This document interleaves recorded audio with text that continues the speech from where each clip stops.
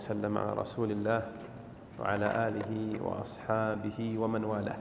في التعليق على متن العقيدة الطحاوية للعلامة أبي جعفر الطحاوي رحمه الله،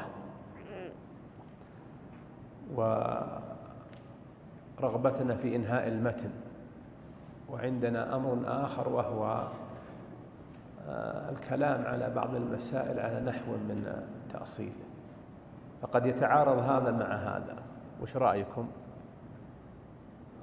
تبون ننهي المتن ولو كان تعليقا يسيرا، أو نقف عند المسائل ونستفيد منها؟ ترى حنا في زمان انتخابات، فاللي يبي هذا يرفع يده، وهو الوقوف عند المسائل وإن لم يحصل منها إنهاء المتن. ما شاء الله، هذه أغلبية. وإن تيسر الجمع بين الأمرين فهو مبتغانا، لكن نضغط عليكم بالوقت شوي. نعم، بسم الله يا أخي.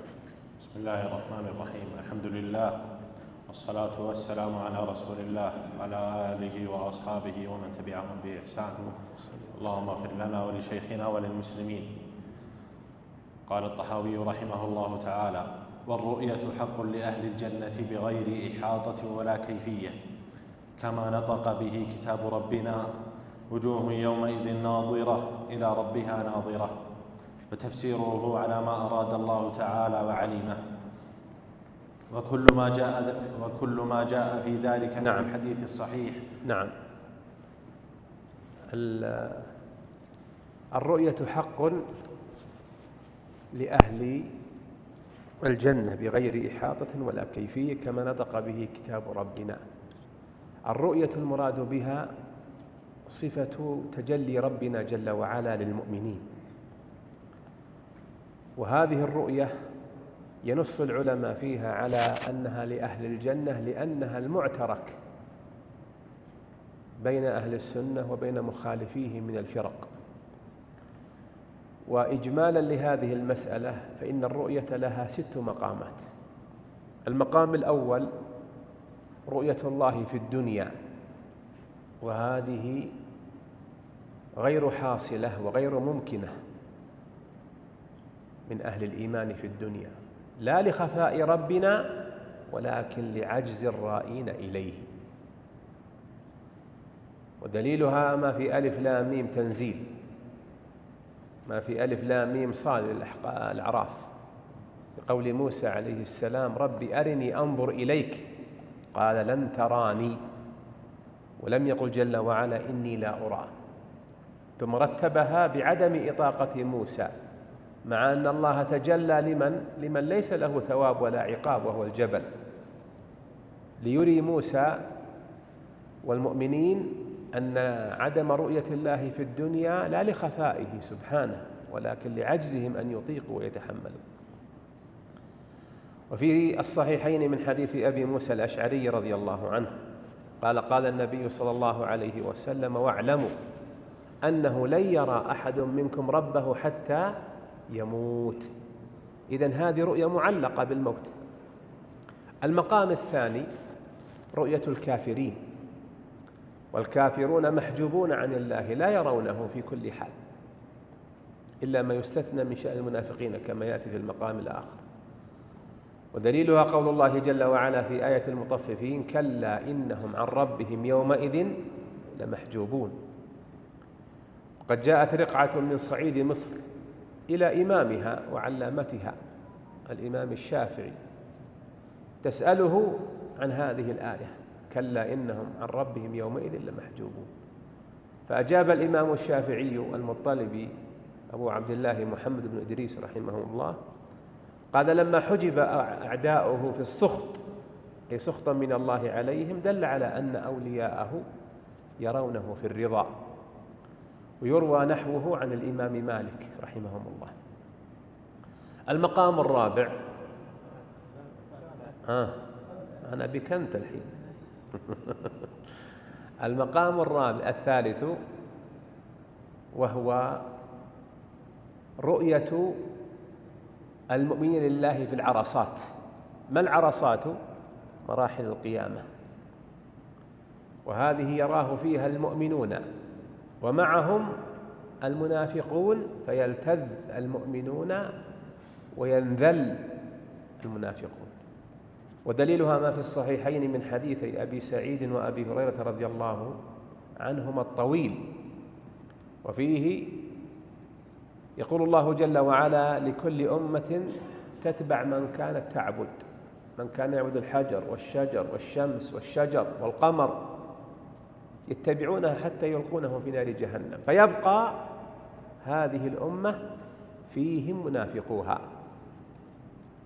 فيخاطبهم ربي: اتبعوا ربكم. قالوا: ما جاءنا حتى نتبعه. فيأتيهم جل وعلا بصورة غير الصورة التي يعرفونه بها. الله تعرف إلينا بصورته، وهي هيئته في مجموع أسمائه وصفاته، فيقول: أنا ربكم. يقول: أنت لست ربنا. لأن المؤمنين في الدنيا لما جاء الدجال وادعي أنه ربهم صدقوه ولا كذبوه؟ يكذبونه. أهل الإيمان يكذبونه. في العرصات كذلك، لأنه جاء بغير ما تعرف الله به إليهم في أسمائه وصفاته، وبغير ما عرفه بهم أعرف الخلق به صلى الله عليه وسلم في سنته. يقول: أنت لست ربنا. ثم يأتيهم جل وعلا بصورته التي يعرفونه بها، ويكشف عن ساقه، فإذا رآه المؤمنون خروا له سجدا. هل الدار الآخرة دار تكليف؟ لا، استتباع لما كان في الدنيا من عبودية الله. مثل هذا الذي مات في يوم عرفة، وش قال فيه النبي عليه الصلاة والسلام من وقصته راحلته؟ قال: كفنوه في ثوبيه ولا تخمروا رأسه ولا تمسوه حنوطا ولا طيبا فإنه يبعث يوم القيامة ملبيا. القيامة فيها حج، فيها تلبية، لكن على ما ختم له به من الإيمان. وهكذا المؤمنون سجدوا لله في الدنيا ومرغوا أنوفهم وجباههم لله عبودية في الدنيا وهم لم يروه، فكيف إذا رأوه سبحانه؟ ما يطيقون إلا أن يسجدوا، ما عندهم أبلغ من السجود لله جل وعلا تعظيما وعبودية وذلة له. فيذهب المنافقون يريدون أن يسجدوا تقليدا للمؤمنين، لأنهم في العرصات يقلدونهم لعلهم ينجوا، فيعجزوا، تبقى ظهورهم كالخشبة، وفي اللفظ في الآخر تبقى ظهورهم كصياصي البقر، كقرونها، إذا أراد سجودا ارتد على ظهره. وفيه قول الله جل وعلا: يوم يكشف عن ساق ويدعون إلى السجود فلا يستطيعون خاشعة أبصارهم ترهقهم ذلة، وقد كانوا أي في الدنيا يدعون إلى السجود وهم سالمون. وإن أردت أن ترى الله أو تدخل جنته فعليك بالصلاة التي أخص أوصافها السجود. وهذا ما أوصى به نبينا صلى الله عليه وسلم ربيعة بن كعب الأسلمي، عامر بن كعب الأسلمي، أو كعب بن عامر الذي يخدمه، ربيعة بن كعب الأسلمي، قال: أتمنى مرافقتك في الجنة يا رسول الله. قالها مرة وثنتين وثلاث، فقال له النبي صلى الله عليه وسلم في كل مرة: أو غير ذلك يا ربيعة، إلى أن قال: أعني على نفسك بكثرة السجود. هذا المقام كم أنت؟ نبدأ المقام الرابع: رؤية أهل الإيمان في الجنان، وهي أكمل نعيم الرحمن لهم، وهي التي نص عليها بقوله: والرؤية حق لأهل الجنة.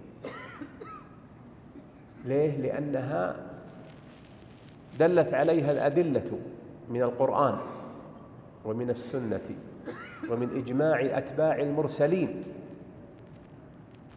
ومن النظر.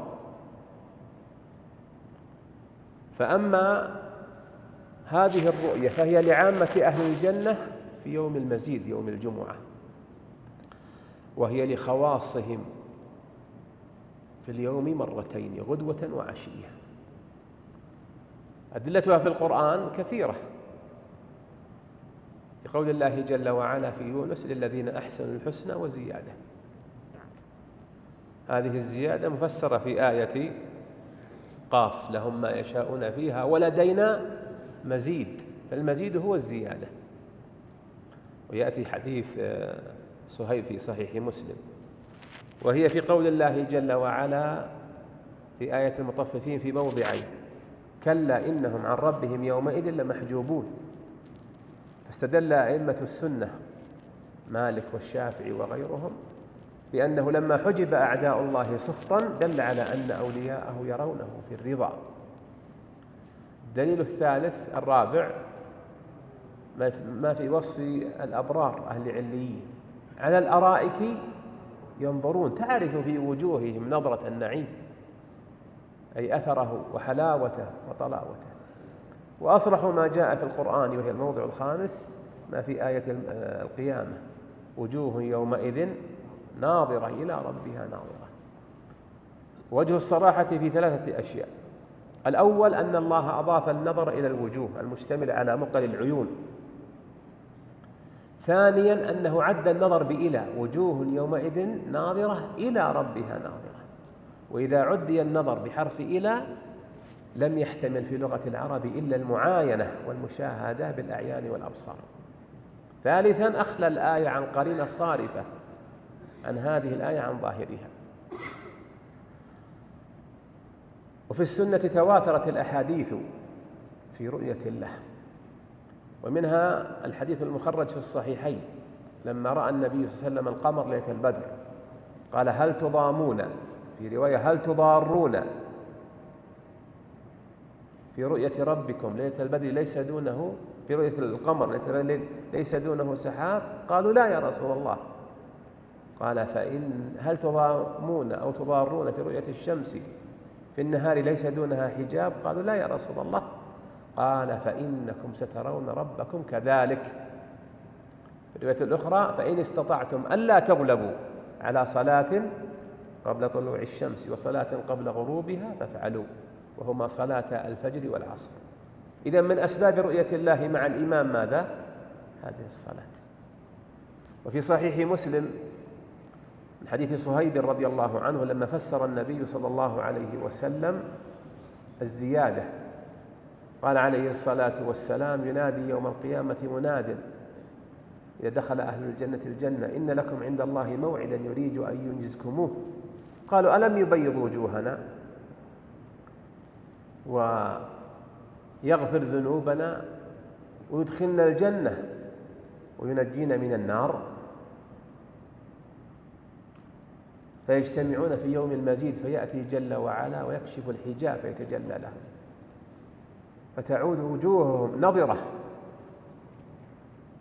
حسنة تغيرت من نعيم نظرتها إلى الله سبحانه وتعالى. وهذه قال صلى الله عليه وسلم: وهذه هي الزيادة. هذه هي الزيادة في قول الذين أحسنوا الحسنى وزيادة، في قوله: لهم ما يشاءون فيها ولدينا مزيد. ولهذا يسمى يوم الجمعة في الجنة بيوم المزيد. أجمع على هذا أتباع الرسل،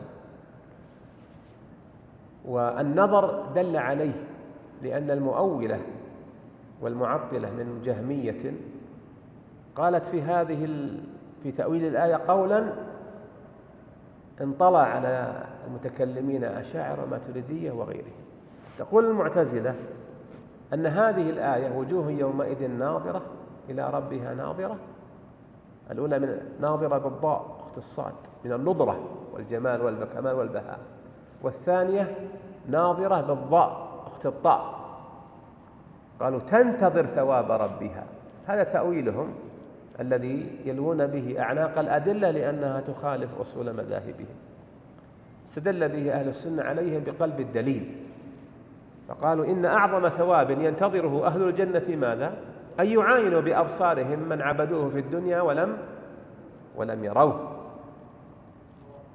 فيكون في الجنة أنه يجمع لهم الحسنى بأن يروه إثابة لهم على عبادتهم إياه وهم لم يروه وإنما رأوا آلاءه وآياته.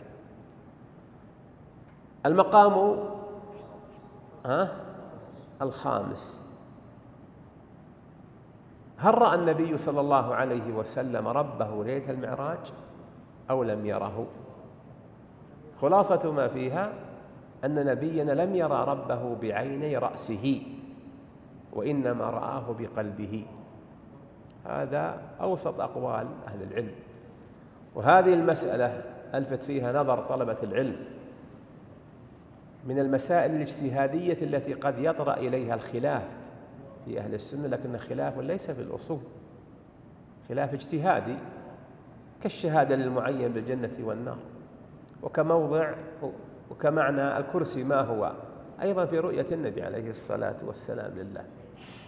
أجمع الأقوال وأعدلها فيها أن النبي رأى ربه، ولم يقل ابن عباس وهو أشهر من قال به أنه رآه بعين رأسه. ودليله ما في صحيح مسلم عن أبي ذر رضي الله عنه أنه سأل النبي صلى الله عليه وسلم فقال: يا رسول الله، أرأيت ربك ليلة المعراج؟ قال: نور أنا أراه. في رواية: رأيت نورا. والنور الذي رآه النبي نور الحجب، لأن الله حجاب وجهه النور. في رواية: النار، لأن النار مصدر النور. المقام السابع السادس من مداعبات العلماء بيت يردده الشيخ البواردي رحمه الله، وهو من كبار العلماء والقضاة، زميل للشيخ محمد بن إبراهيم شيخ المشايخ. يقول: راتبنا من الرباط 6، ومن يرد زيادة يزت. يعني يفصل من رباط طلاب العلم. المقام كم؟ السادس: هل يرى الله في المنام ولا ما يرى؟ هذه مسألة ودي تنتبهون لها وتفهمونها يا أخواني، لأنها مزلة أفهام ومعترك أقدام. هل يرى الله في المنام أو ما يرى؟ إجماع أهل السنة أن الله يمكن أن يرى في المنام، أن الله يمكن أن يرى في المنام، لكن بشرطين. الشرط الأول أن رؤيا المنام ضرب مثل ليست حقيقة. الشرط الثاني أنه لا يجوز أن تعتقد أن الله بذاته وصفاته وأسمائه الكاملة العالية كما رأيته أيها الرائي في منامك. تطبيقا لهذا، الصوفي المشبه الممثل يرى الله باعتقاد التمثيل والتشبيه، المعطل يرى الله باعتقاد التعطيل والنفي، والمؤمن الموحد يرى الله بحسب ما قام في اعتقاده. ولهذا جاء عن الإمام أبي حنيفة رحمه الله أنه قال: رأيت الله في المنام 100 مرة. والإمام أحمد من أسباب تثبيت الله له أنه رأى ربه في المنام وهو في حبسه، فقال: يا رب، ما أفضل ما تقرب العباد به إليك؟ قال: كلامي يا أحمد، هي القرآن. قال: يا رب، بفهم أو بغير فهم؟ قال: بفهم وبغير فهم.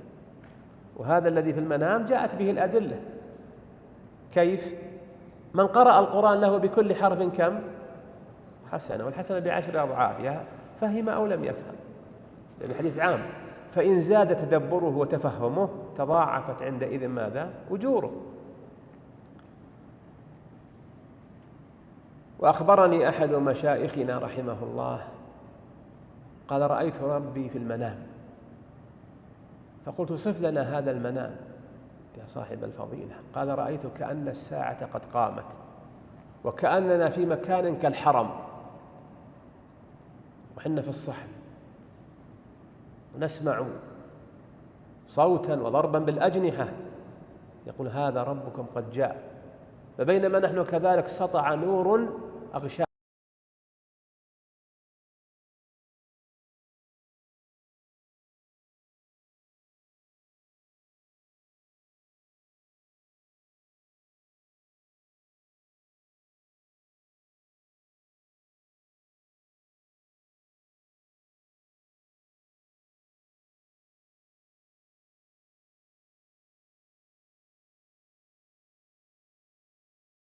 من مباحث الصفات، وهو الإيمان برؤية الله.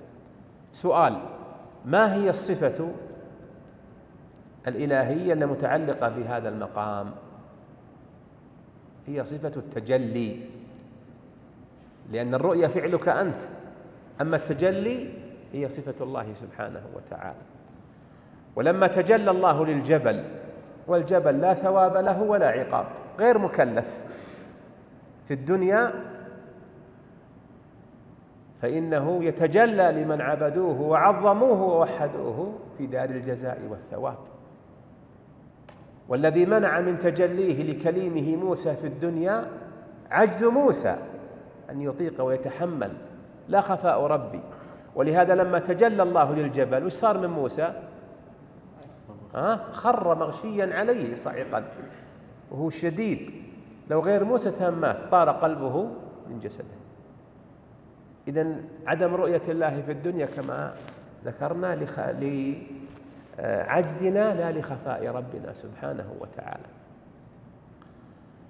وهنا مسألة أخرى، أنه في الأحاديث الثابتة عن النبي عليه الصلاة والسلام شبه الرؤية بالرؤية، لا المرئي بالمرئي. أين ذلك؟ إنكم سترون ربكم كذلك، كما القمر ليلة البدر ليس دونه سحاب، ليس دونه حجاب، والشمس في رابعة النهار ليس دونها سحاب. فالمشبه هنا الرؤية بالرؤية، لا المرئي وهو ربنا بالشمس والقمر. انتبهتم لها؟ طيب، ما وجه تشبيه رؤية الله برؤية الشمس والقمر؟ الوضوح، هذا واحد، تراها 5 يا أخواني. القدرة على الرؤية 2. أحسنت. المرئي 1 والراؤون كثيرون، هذه 3. عدم الإحاطة، نرى الشمس نحيط بها من جميع جهاتها، ترون جوفها؟ لا، وهي مخلوقة، من باب أولى ربنا أنه يرى بغير إحاطة. هذه كم؟ 3. العلو، نرى الشمس والقمر من علو، لا من سفل ولا من يمين ويسار، وربنا يرى من علو، ولهذا يشرئبون بأعناقهم إلى العلو.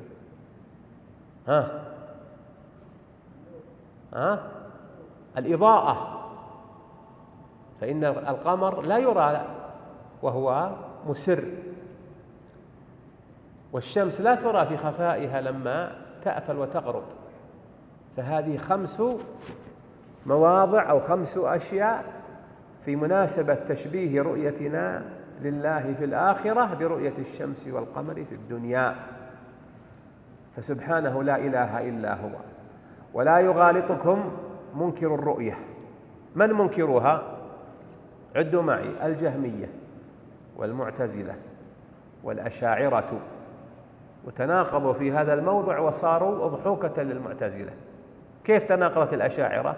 قالوا إن الله يرى لا في جهة، أثبتوا الرؤية ونفوا العلو.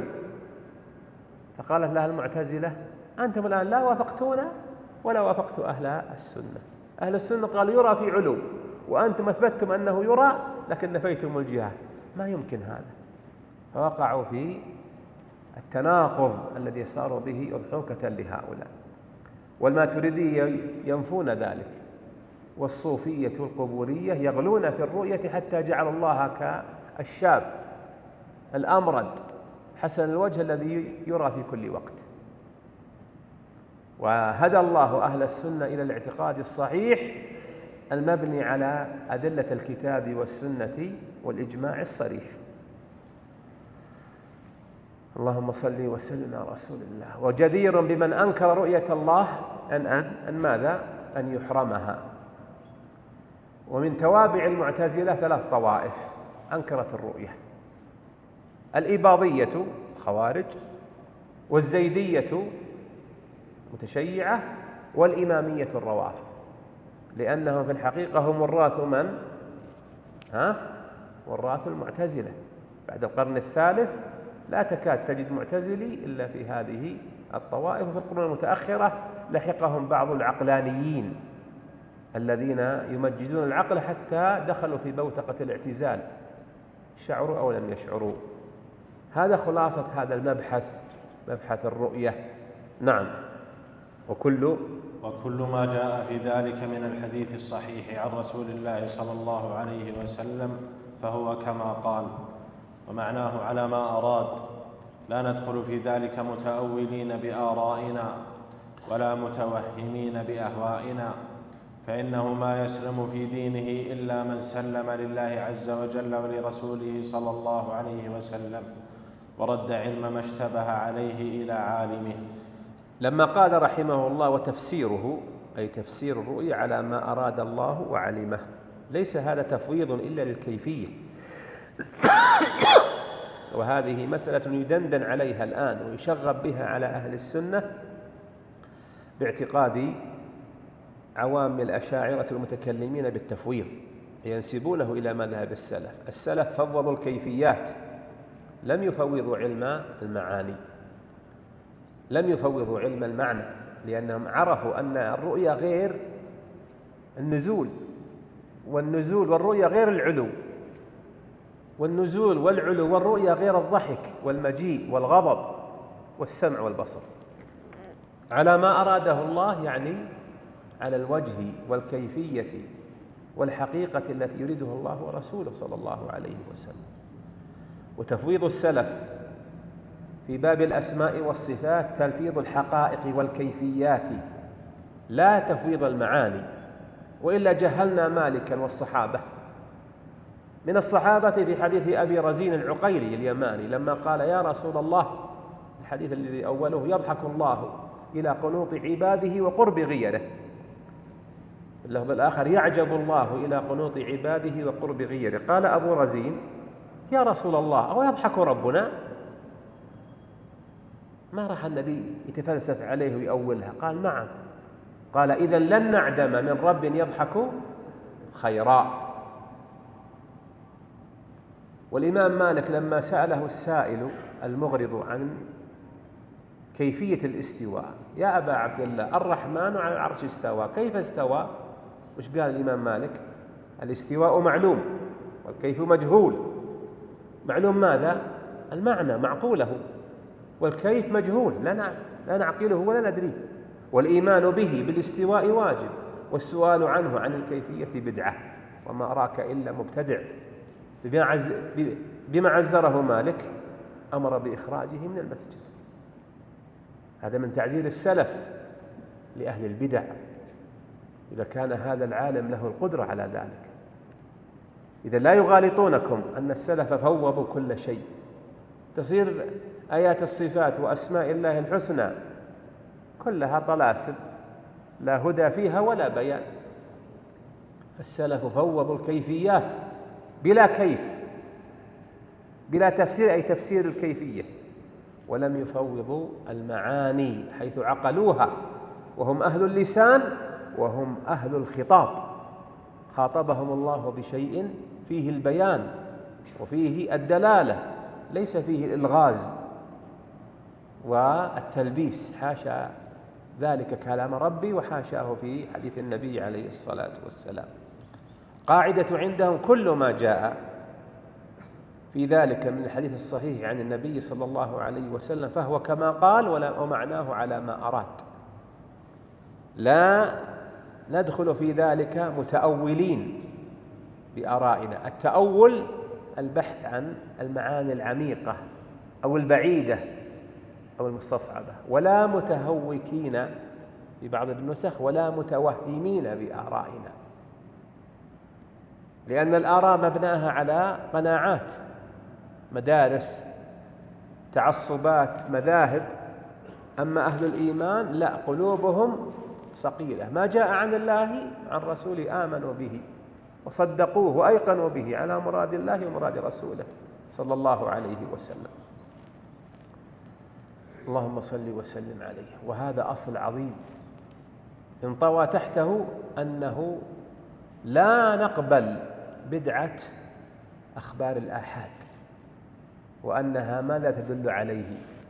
بل عدها ابن القيم في الصواعق المرسلة أحد الطواغيت الأربعة التي صرفت من المتكلمين والمعطلة عن هذا الأصل الشريف في باب الأسماء والصفات. لا نقبل أحاديث الآحاد في باب العقيدة، لا تفيد إلا الظن، لا تفيد اليقين، وهذا إبطال للشريعة عند تأمله وتدبره. ولهذا أبطل شيخ العلامة ابن القيم هذا الطاغوت من 278 وجها في كتابه الجليل الصواعق المرسلة في غزو الجهمية والمعطلة. والمؤمن إذا جاءه الخبر عن الله أيقن به، وإذا جاءه خبر صادق عن رسول الله أيقن به صلى الله عليه وسلم. وركن الدين الأعظم بعد التوحيد وهي الصلاة أقر الله وأقر نبينا المؤمنين أن تحولوا في القبلة 180 درجة من الشمال إلى الجنوب في صلاة العصر وفي صلاة الفجر على اختلاف المسجدين، لما جاءهم واحد يخبرهم بتحول القبلة. الله أقرهم ولا أنكر عليهم؟ أقرهم. ونبينا أقرهم ولا أنكر عليهم؟ ما قال هذا خبر واحد. بعوثه إلى الناس في الدعوة وفي أخذ الزكاة يبعث واحد، ما يقول لا هذا ما يفيد اليقين، وهو في الدين كله، لتعلموا أن هذه البدعة إنما هي شرخ لإبطال الدين، لكن وقف لهم والحمد لله علماء المؤمنين ينفون عن كتاب الله تحريف الجاهلين وانتحال المبطلين.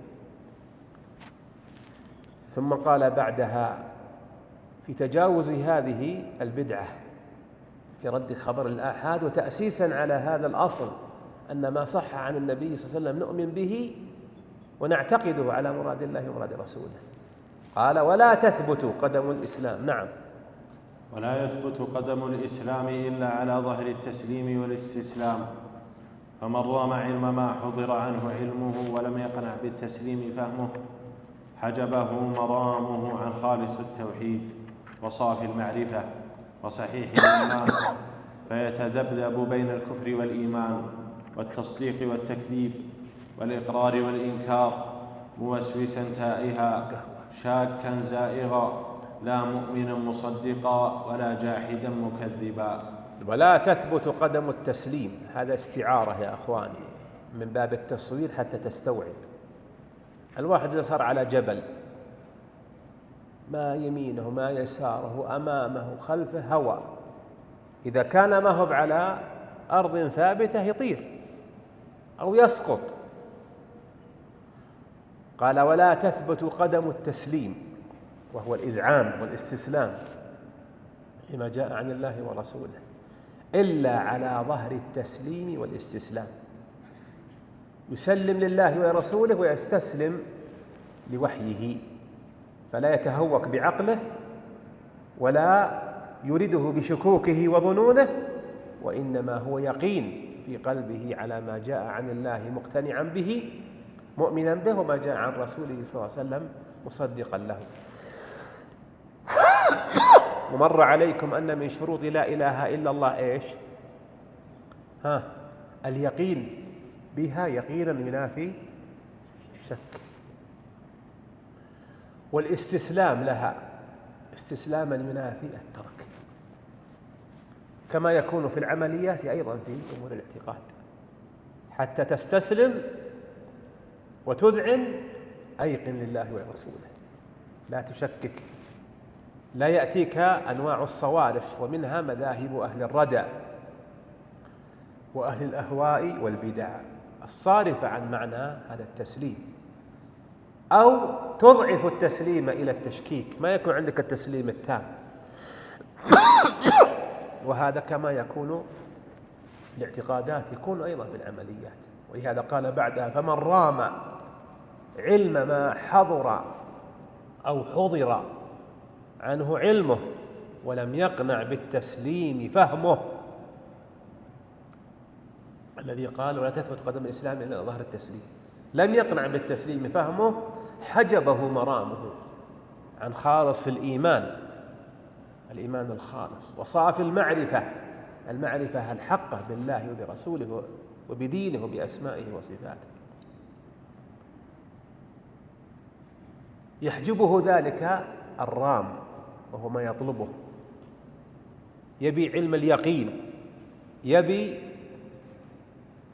الاعتقاد السالم من المعارض، وهو لم يثبت على قدر التسليم.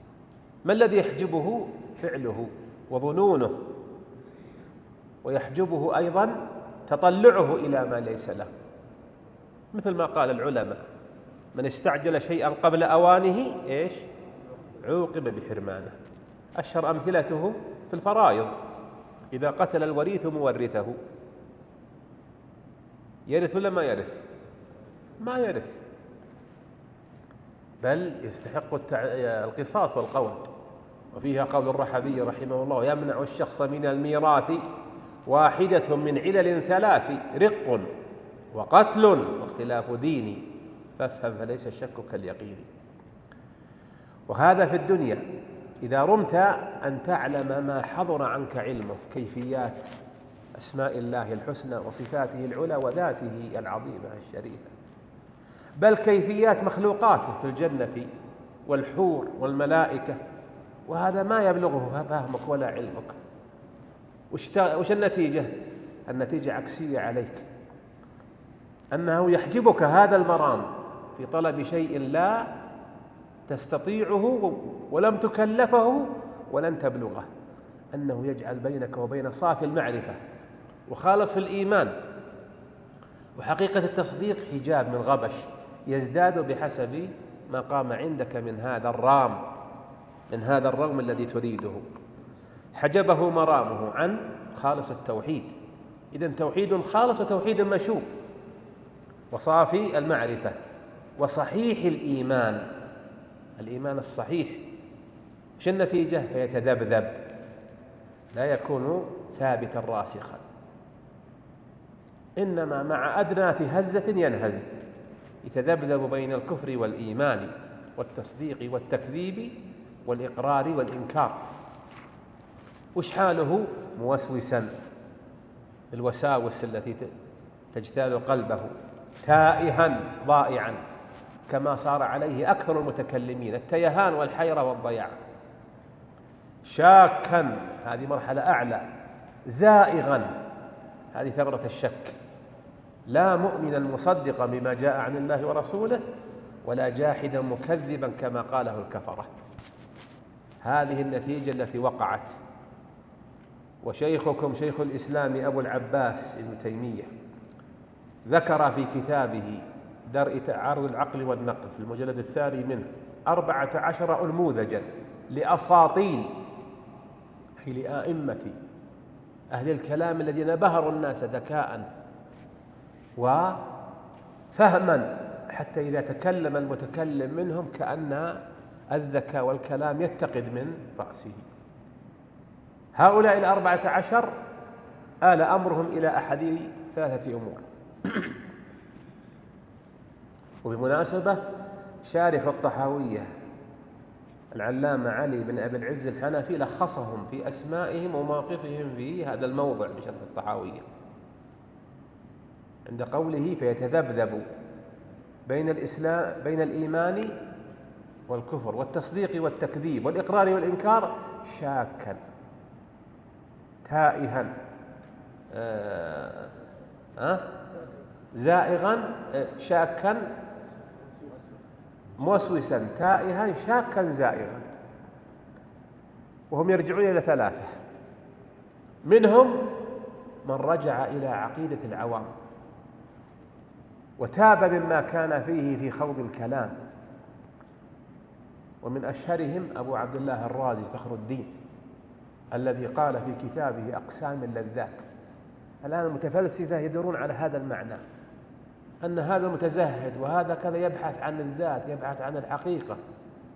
يقول الفخر الرازي في أقسام اللذات: نهاية إقدام العقول عقال، وغاية سعي العالمين ضلال، ولم نستفد من بحثنا طول عمرنا سوى أن جمعنا فيه قيل وقالوا. طريقة الكلام: فإن قالوا قلنا، فإن أجابوا رددنا.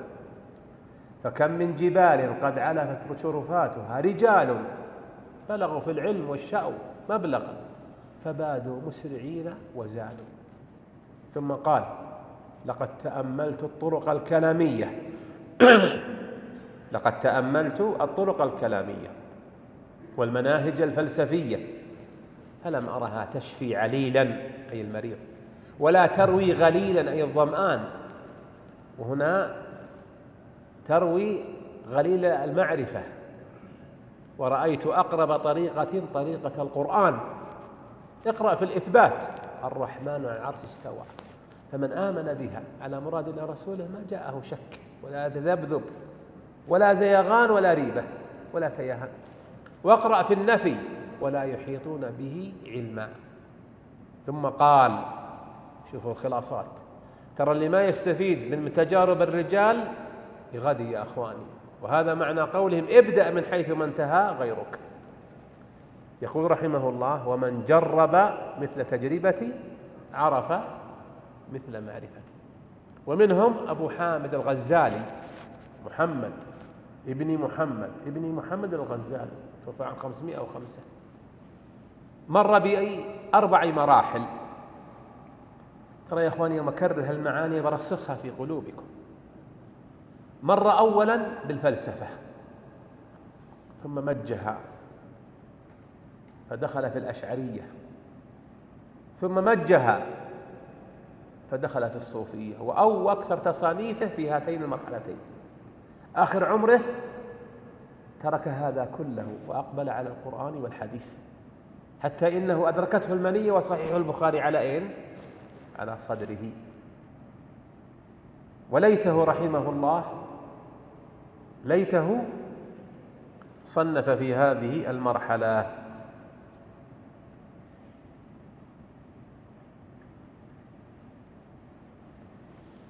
احجبونا. اللهم صل وسلم وسلم.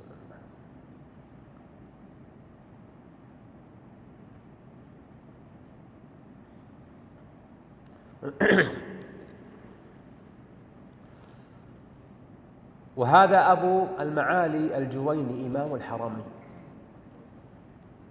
الذي ما بلغ معه أحد في قوة الحجة وفي الأدلة العقلية، وهو بالمناسبة الذي نقل مذهب الأشاعرة نقلة نوعية من أين؟ من مذهب أصحاب أبي الحسن الذي يغلب عليه التفويض بطوره الثاني إلى مذهب المعتزلة، وهو الذي صاحب النقلة النوعية في أصول الفقه لما جذب هذا الأصول إلى طرائق المتكلمين في كتابه البرهان في أصول الفقه. يقول رحمه الله: لقد خضت البحر الخضم، بحر الكلام والقيل والقال، وتركت أهل الإسلام على شاطئه، وخضت فيما نهوني عنه، والآن هذا يقول عند موته: إن لم يتداركني ربي برحمتي فالويل لابن الجويني. وقال: وها أنا أموت على عقائد عجائز نيسابور. تمنى الموت على الفطرة، فطرة العجائز، يعني ما بلغ حتى مبلغ العلماء أو طلاب العلم. والحيرة والتيهان هي منتهاهم. منهم من تجاوز ذلك إلى ماذا؟ إلى الزندقة، وصل به الأمر إلى الزندقة في الخروج من الدين باعتقادات ناقضة للإيمان.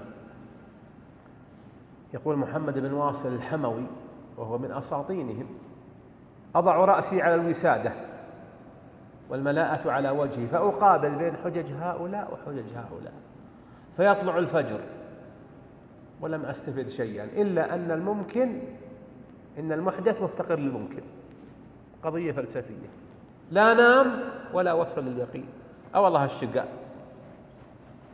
لا اكتحلت عيناه بنوم ولا وصل إلى طمأنينة اليقين.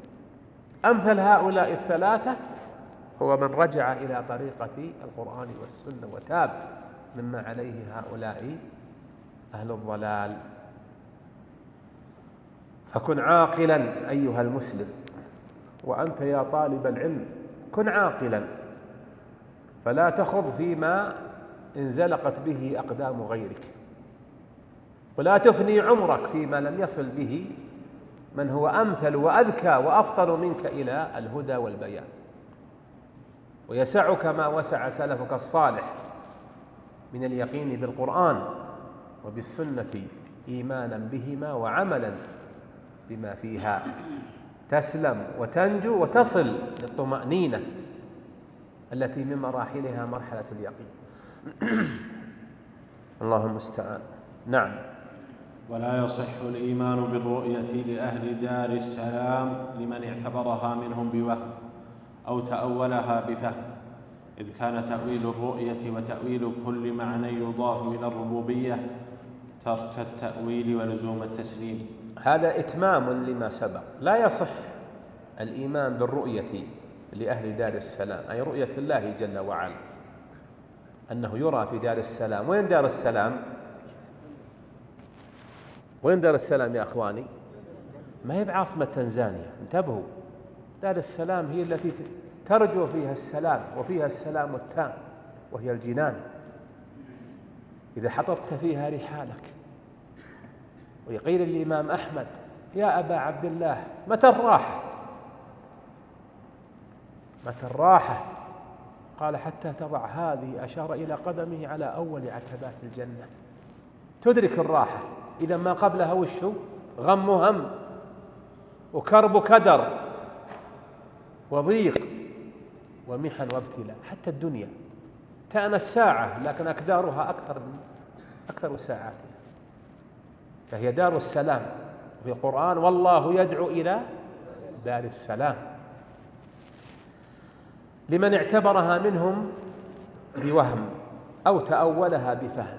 من أنكر الرؤيا وراح يتفلسف بالأوهام، لا يرى لأنه جسم وما جسم، خرط فاضي، أو تأولها بفهم ينتظرون الثواب، جديرون بأن يحرموا رؤية الله سبحانه وتعالى. وين؟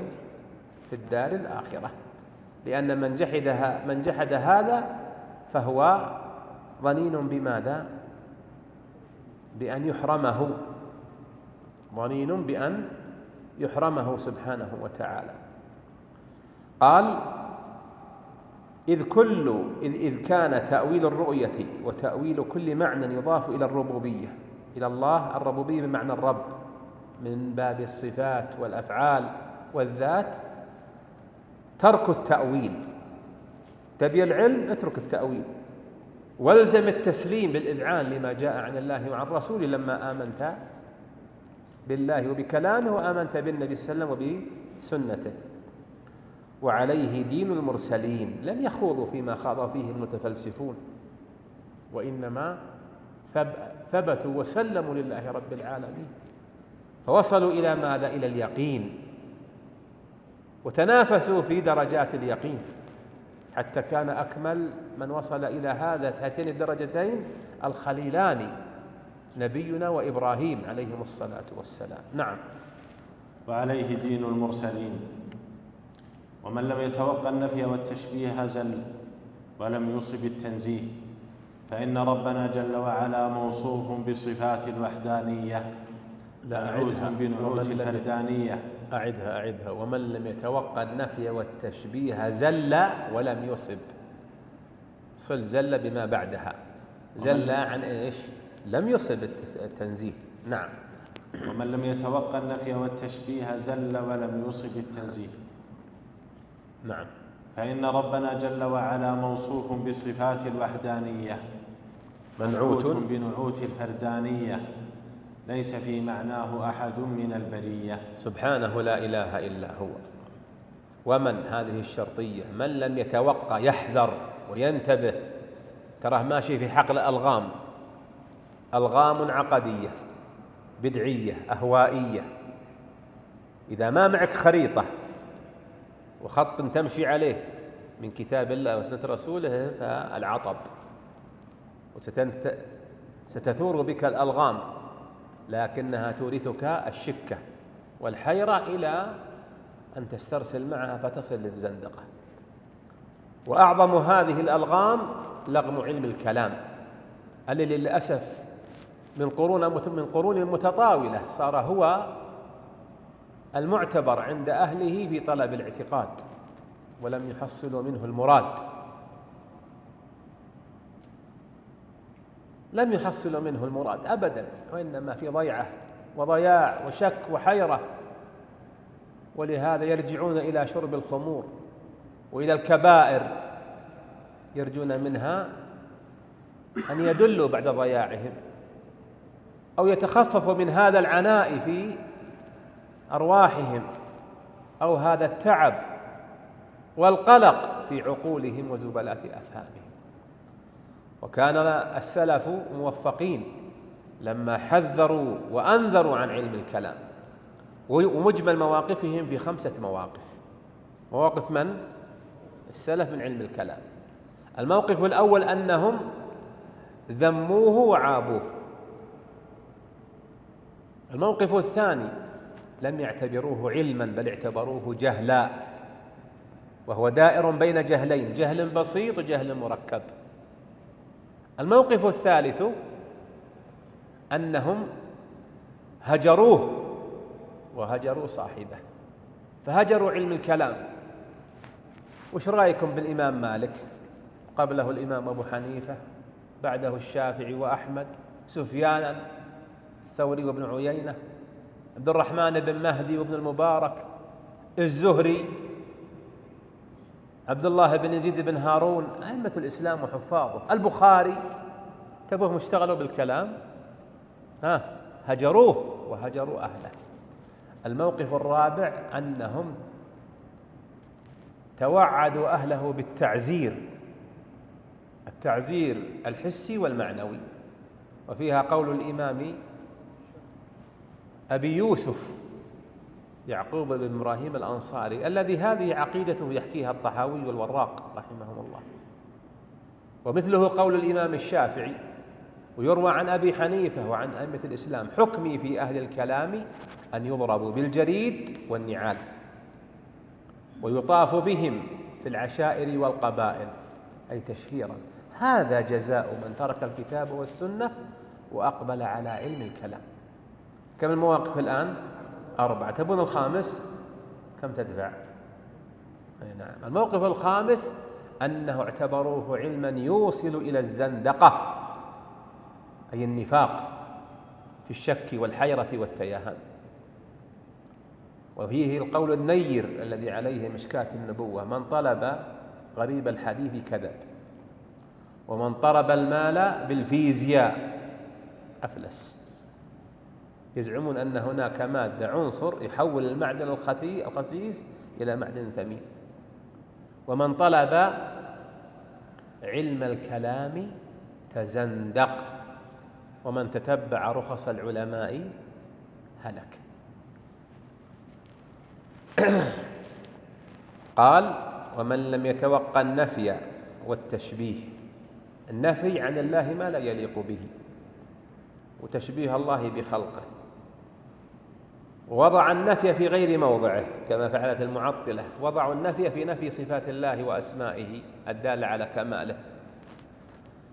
ولم يتوقعوا التشبيه لما اتكأوا على تعطيلهم بدعوى أننا ننزه الله عن أن يشبه أو يشبه خلقه.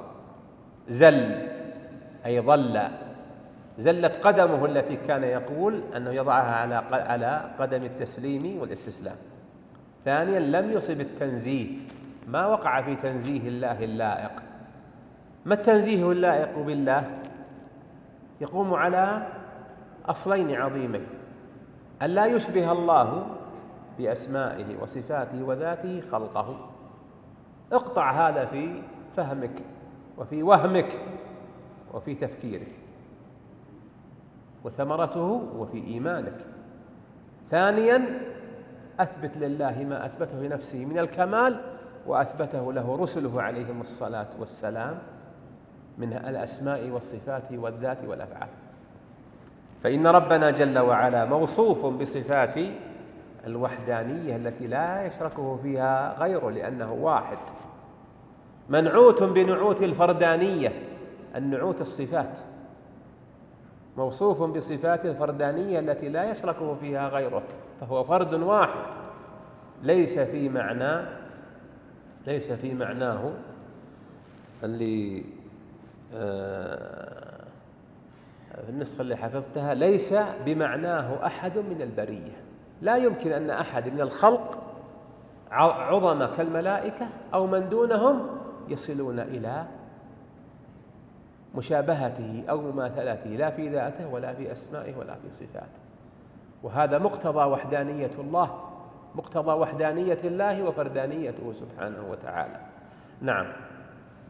تعالى عن الحدود والغايات والأركان والأعضاء والأدوات، لا تحويه الجهات الست كسائر المبتدعات. اللهم صل وسلم على رسول الله. هذا الموضع مما انتقد على أبي جعفر الطحاوي واستدرك عليه رحمه الله. ليه؟ لأنه بشر، والبشر مظنة النقص مهما بلغ علمهم، والمعصوم من عصمه ربي وفي مقدمهم رسله عليهم الصلاة والسلام، ومعهم من تبعهم بإحسان، وأولهم الصحابة الكرام، ثم التابعون، ثم تابعوهم، ثم من تبعهم من أئمة الإسلام.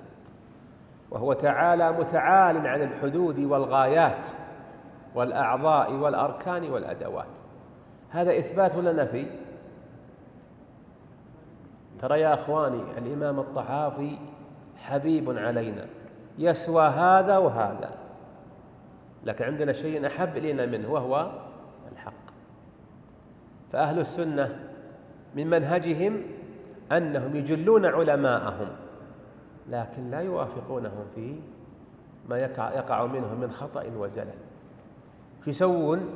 يترحمون عليهم، يدعون لهم، يحسنون بهم الظن، لكن لا يتابعونهم على الخطأ، لأن الحق هو غايتهم، ولأن الحكمة من هي؟ ضالة من؟ المؤمن. وهذه الناحية والرتبة تفرق بين السلفي والسني الصحيح وبين المتعصب بأي أنواع التعصب. هذه حركة قلبية شعورية تفرق بين هؤلاء وهؤلاء، يظهر أثرها على الأعمال والجوارح والاعتقادات. هذا الكلام مجمل، نفي لم يأتي به الكتاب والسنة، وحنا عندنا توقيف في الإثبات والنفي، فلا نصف الله ونسميه إلا بما وصف به نفسه، ولا ننفي عن الله وعن رسوله وعن الله من أسمائه وصفاته إلا ما نفاه الله عن نفسه أو فتح عنه الرسل عليهم الصلاة والسلام. نفي الرسل لما زكاهم ربي في آخر الصافات، فسبحان ربك رب العزة عما يصفون وسلام على المرسلين. لماذا سلم على المرسلين؟ لسلامة ما قالوا في حقه جل وعلا من العيب والنقص، وتنزيههم ربنا جل وعلا عن كل ما لا يليق به. طيب وش موقفنا من هذا النفي؟ أولا لا نؤيد العلامة الطحاوي رحمه الله به. ثانيا نلتمس له فيه عذرا ولا نستغرق بذلك وسعنا، فنقول هذا الكلام موقفنا منه في كل الألفاظ المجملة مثل هذا وغيره، كقول أيضا أهل الكلام إن الله ليس بجوهر ولا جسم ولا عرض ولا داخل العالم ولا خارجه ولا ولا ولا.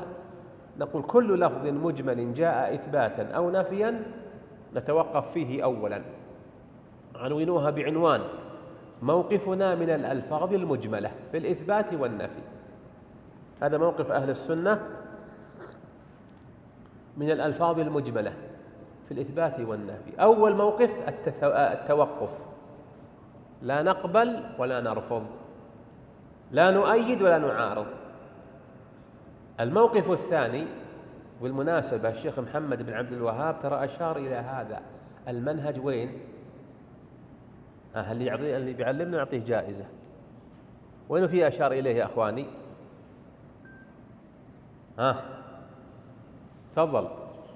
أحسنت، في كشف الشبهات، أنه إذا أورد عليك المخالف شبهة فتوقف ثم ارجع إلى المحكمات.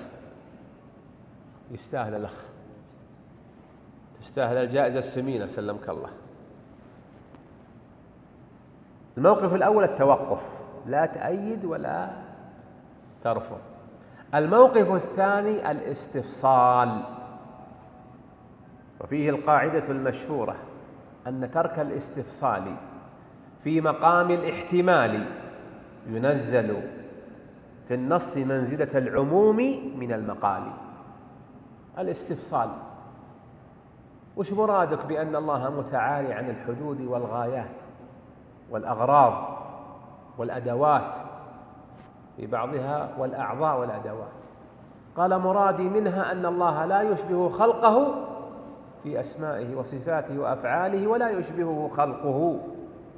نقول هذا المعنى حق، لكن ما نعبر عنه بهذا اللفظ المجمل، يكفيك ما جاء في الوحي: ليس كمثله شيء ولم يكن له كفوا أحد، فلا تجعل لله الأنداد، هل تعلم له سميا. هذا كافي في المعنى الذي أردته، ولا نعبر عنه بالمعنى المحدث الذي أوردته. وضحت هذه؟ الحالة الثانية يقول مرادي بأن الله متعالي عن الحدود والغايات والأعراض والأعضاء والأدوات، أن الله ليس له أسماء ولا صفات. تقول هذا المعنى باطل لفظا ومعنى، هذا المعنى بدعي قصدا ولفظا. وضحت يا أخواني؟ ولا يدخل هذا فيما سبق أن قررناه في أول المجالس، أن باب الوصف أضيق من باب الإطلاق والإخبار. الإخبار قاعدته نخبر عن الله بكل معنى صحيح. هنا ما أخبرت عن الله بالمعنى الصحيح، أخبرت عن الله بمعنى ملتبس، لكن ربما على أحسن الأحوال قصدك ومرادك صحيح، لكن الطريقة واللفظ اللي ليس بسديد. هذا خلاصة هذا المبحث. نعم. وقوله لا تحويه الجهات الست كسائر المبتدعات. ما هي الجهات الست؟ ها يا أخواني، أخواننا اللي عند الجدران، ترى عندكم علم لكنكم ما شاء الله على آخر خرزة. ها؟ كم صارت هذه؟ 6. عدهن علي الله لا يهينك. اي أحسنت. الجهات 6: أمام وخلف ويمين وشمال وفوق وتحت. وش معنى قولهم فلان يضرب أخماس في أسداس؟ إن شفته مصنف تكلمه ما يرد عليك، قالوا يضرب كم؟ أخماس في أسداس. ما هي الأخماس في الأسداس؟ الأسداس علمنا عنها أخونا، تعطونه جائزة والله يستاهل. شفتها الرابع ما شاء الله طاح الرخاء عندهم. أعطاكم الأسداس، ما هي الأخماس؟ ها تفضل. لا، هذه الأسداس خلصنا منها. يضرب أخماس في أسداس. تفضل يا ولدي. أحسنت. كم الحواس؟ 5. عدها، هذه أصابعك ما هي بحواس. شفت يعلمك أبوك. ها؟ الشم والنظر والسمع، ما هو بالشفايف، انتبه، اللسان. والإحساس. هذه الحواس 5. يضرب أخماس بأسداس يعني رايح. الله لا تحويه أي جهة، بل هو يحوي الجهات المخلوقة. ولهذا أين ربي؟ وفي العلو. ولله أنواع العلو 3، ف2 متفق عليها حتى عند المخالفين: علو القدر والمنزلة.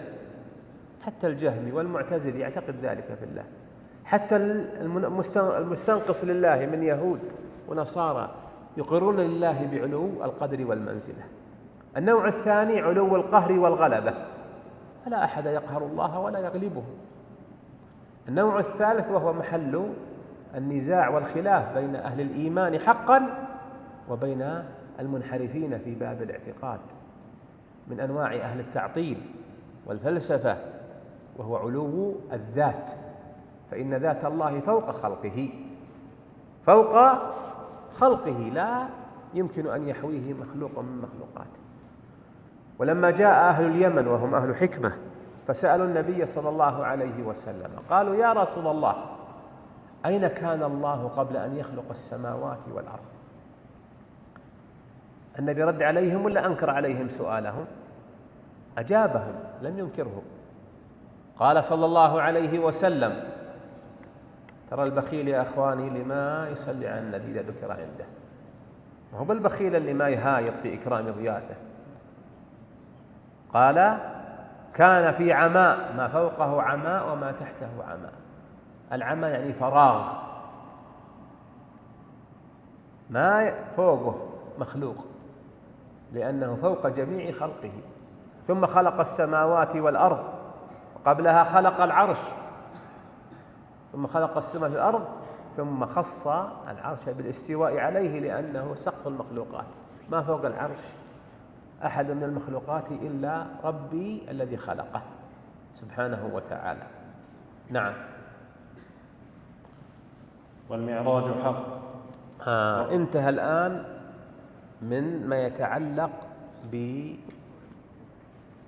بالله في أسمائه وصفاته، وانتقل إلى ما يتعلق بآيات النبي، لأنه ذكر النبي وإن محمدًا عبده المصطفى ونبيه المجتبى ورسوله المرتضى، وأنه حبيب رب العالمين، وأنه خاتم المرسلين. أنتم حفظتم الطحاوية يا إخواني؟ احنا مهلناكم لليوم. ايش تقول يا قارئنا؟ غيبتها؟ الباقي إن شاء الله مستقبل. حق البارح غيبته؟ من غيب منكم يا أخواني؟ تبي تنتهي الدورة والدروس تبي تغادرون، لن يبقى في قلوبكم إلا ما حفظتموه. خذوها نصيحة استفدناها من مشايخنا. مهما بحثت وقرأت وجمعت، الأيام كفيلة بنسيانه، سيبقى في قلبك ما حفظته. وحفظ المتون من أعظم أسباب بقاء العلم في قلوبكم. وعدم حفظ هذا المتن ثم عدم فهمه يجعلك لست طالب علم، مجالس محب. فإن زعمت أنك طالب علم يفضحك عدم حفظك وعدم وعيك بما حفظت. شوري عليكم، ترى والله لكم ناصح وإني لست لكم بغاش. اجعل لك في كل فن من فنون العلم أصلا تراجعه، تحفظه وتراجعه وتعود إليه، تكون عندئذ في دائرة في طلبة العلم وأهل العلم. المعراج. بختم بمسألة فيها تأصيل. أهل السنة يدرسون الإيمان والعقائد على حسب حديث جبريل. فأول الإيمان بالله ربوبية وأسماء وصفات وألوهية، ويتوسعون حفظا لدينهم في الألوهية ويعنون به عناية عظيمة ميز الله بها في الأزمان المتأخرة أئمة وعلماء الدعوة على غيرهم، حتى أورثنا ذلك حصانة بالنسبة إلى غيرنا أكثر في هذا الباب. ثم بعد ذلك الإيمان بمن؟ بالكتب، والإيمان بالرسل، والإيمان بالملائكة، والإيمان باليوم الآخر، والإيمان بالقضاء والقدر وما يتصل بها من أصول. هذا منهجية دراسة الإيمان والعقيدة عند أهل السنة والجماعة. نأتي إلى مخالفيهم ولا سيما المتكلمون من تأثر بهم من الفلاسفة، فيقسمون الاعتقاد إلى 3 مستويات، 3 مراحل. الأولى الإلهيات متعلقة بالله، خصوصا فيما يفنون به أعمارهم من إثبات ربوبيته. هذا الأمر المفروغ منه، يتعبون فيه أيما تعب.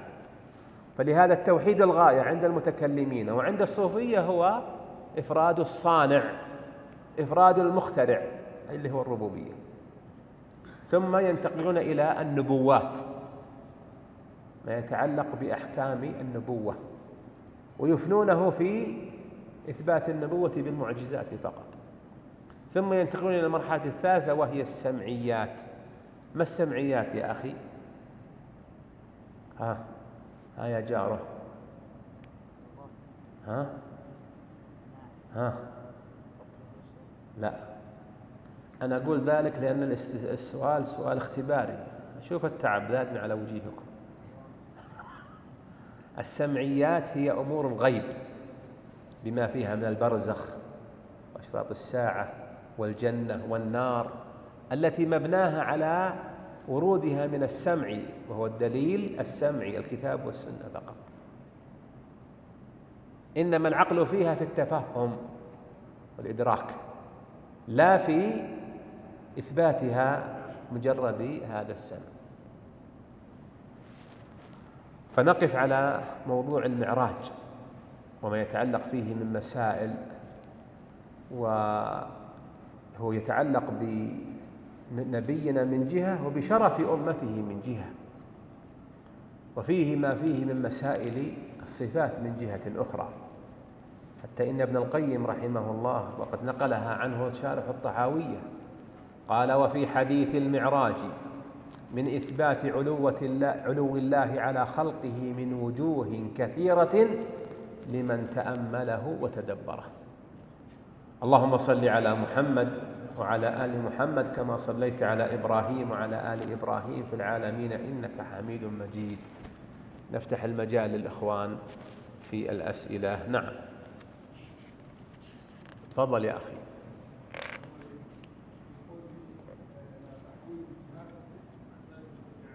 كسائر المبتدعات على اسم المفعول لا اسم الفاعل. المبتدع اسم فاعل والمبتدع اسم مفعول. نعم.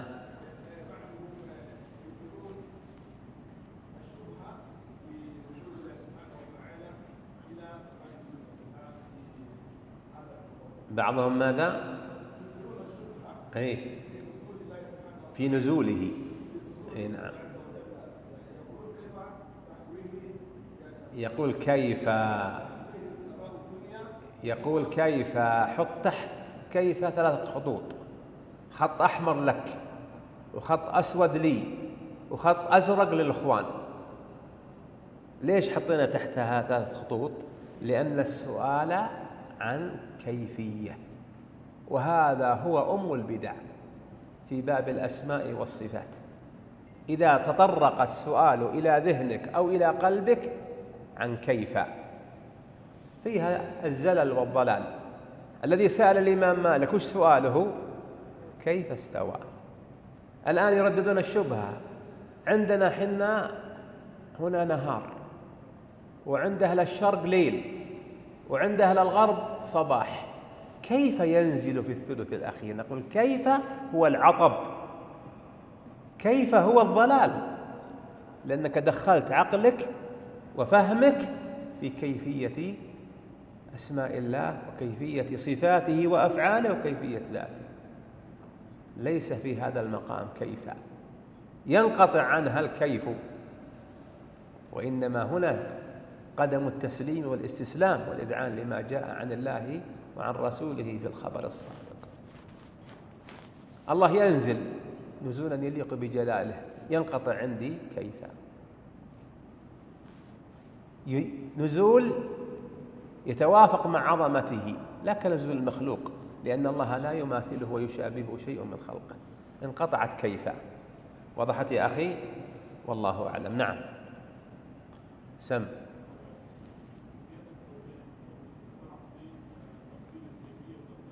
نعم، يسأل أخونا يقول نريد مزيد توضيح في الفرق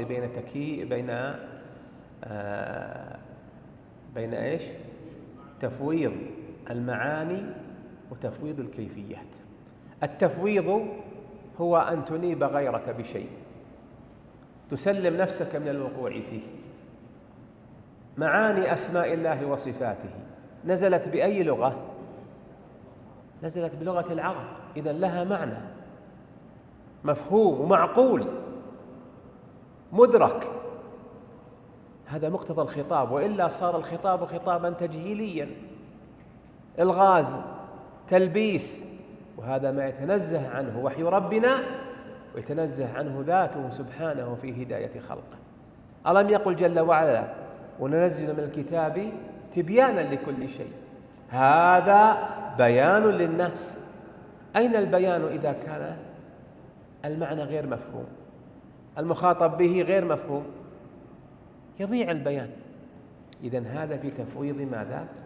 المعنى لا يفوض معاني أسماء الله وصفاته، بل نعرفها بمقتضى خطاب ربنا لنا وبمقتضى خطاب النبي صلى الله عليه وسلم لنا، الذي هو خير من تكلم بلغة العرب ونطق بالضاد، وجعله الله مبينا لأحكام دينه ولوحي ربه في كلامه. الاستواء وش معناه؟ علو وارتفاع وصعود واستقرار، هذا مقتضى لغة العرب. نؤمن بأن استواء الله علو له على ذاته، على عرشه، بذاته على عرشه. ارتفاع، استقرار، جلوس على العرش وصعود عليه. وفيها قول ابن القيم: ولهم عليها عبارات 4 قد حصلت للفارس الطعان، وهي استقر وقد علا وكذلك ارتفع الذي ما فيه من نكران، وكذاك قد صعد الذي هو رابع. وأبو عبيدة صاحب الشيباني يختار هذا القول في تفسيره أدرى من الجهمي بالقرآن. هذا المعنى لا نفوضه، نعلمه إذا قصر علمنا من قلة علمنا بلغة العرب التي نزل بها الوحي. النوع الثاني تفويض الكيفية، كيف استوى، كيف ينزل، كيف سمعه جل وعلا، كيف بصره، كيف يغضب، كيف يفرح. هذا تنقطع عنه فهومنا وتنقطع عنه مداركنا وعقولنا، لأن الله أخفاه عنا، فنفوض علم كيفيته إليه. وما دون ذلك الجنة وما فيها مخلوق، لا نعلم كيفيات ما فيها من أنواع النعيم. العين اللي في الجنة تجري، وش كيفيتها؟ ينقطع عنها فهمك ولا يصل إليها مرامك مهما أوتيت ذكاء وفطنة والمعية. إذا كان هذا في مخلوق فكيف بالخالق جل وعلا؟ وضحت يا أخواني؟ عساها جلت يا أخي. أي نعم. سم.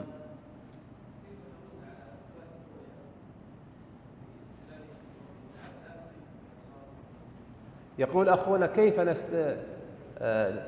نجيب على من نفى الرؤية واستدل بقول الله جل وعلا في الأنعام: لا تدركه الأبصار وهو يدرك الأبصار وهو اللطيف الخبير؟ الجواب من عدة وجوه، أو الرد من عدة وجوه. أولا أنه غلط في فهم كلام الله، غلط فيه فوظفه في ضد ما أراد. هذا الوجه الأول. وأخونا تراه جزاه الله خير جيد، لأن هذا عمدة نفاة الرؤية. من نفاة الرؤية؟ عدوا معي: الجهمية والمعتزلة. لا، الأشاعرة ما نفت الرؤية، لا تظلمهم الله يهديك. الأشاعرة تناقضوا، قالوا يرى لا في جهة، والماتريدية، والصوفية والإباضية والزيدية والإمامية الاثنى عشرية. والله ما شاء الله عليكم، زين بكم رجع. طيب، نقول أولا أنكم غلطتم في استدلالكم بالقرآن، لأن من القرآن ما ينفي ما استدلتم به. أنتم جئتم بآية واحدة تظنونها على مرادك، وإحنا جئنا ب5 آيات ضد مرادكم في أدلة إثبات رؤية الله من القرآن، فيلزمكم في هذا مثل ما يلزمكم في ال5. ليش تأخذون من القرآن ما تشتهون بزعمكم وفهمكم الضايع، تدعون من القرآن ما لا يوافق اعتقادكم الكاسد والفاسد؟ هذا الوجه الأول. الوجه الثاني أن قوله جل وعلا لا تدركه الأبصار لا يحتمل ما وظفتموه بنفي الرؤية، لأن الإدراك معروف عند العرب، ونزل به كلام رب العجم ورب العرب. الإدراك الإحاطة وليس مجرد الرؤية. يقول لك الجهمي المعتزلة: عطنا الدليل. نقول في آية الشعراء: فلما تراءى الجمعان. من الجمعان؟ أنت يا ولدي.